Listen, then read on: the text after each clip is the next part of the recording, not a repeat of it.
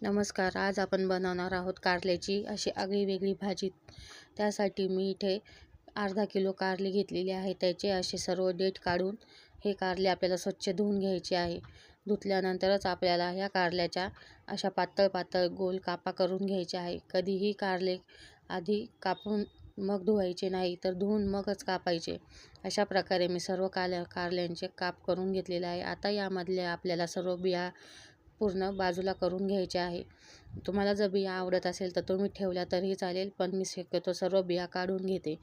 अशा प्रकारे मी आता या सर्व कारल्यांच्या बिया काढून घेत आहे.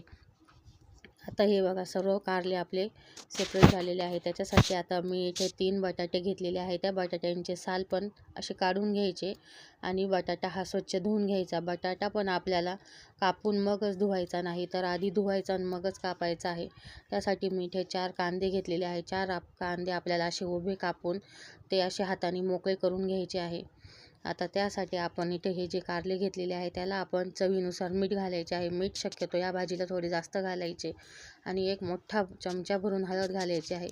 मीठ आणि हळदीशिवाय आपल्याला ह्या भाजीला काहीच लागत नाही, तरी ही भाजी खूप चविष्ट होते.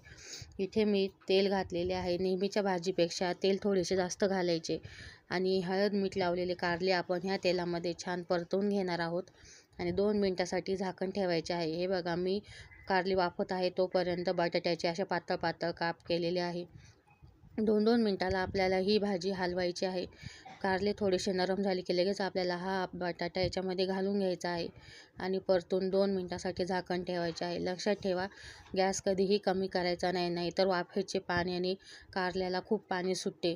आपल्याला ही सगळी जी आहे भाजी ती मध्यम गॅसवर किंवा जोरात गॅसवरच करायची आहे.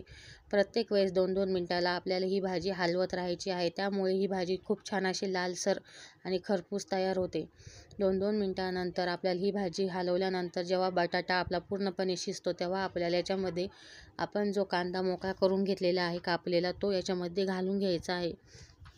कांदा पण आपल्याला छान लाल होईपर्यंत ही भाजी हलवायची आहे. आता याच्यावरती झाकण ठेवायची नाही, तर 2-3 मिनिटाला आपल्याला ही भाजी हलवत कांदा पण असा छान लालसर करून घ्यायचा आहे.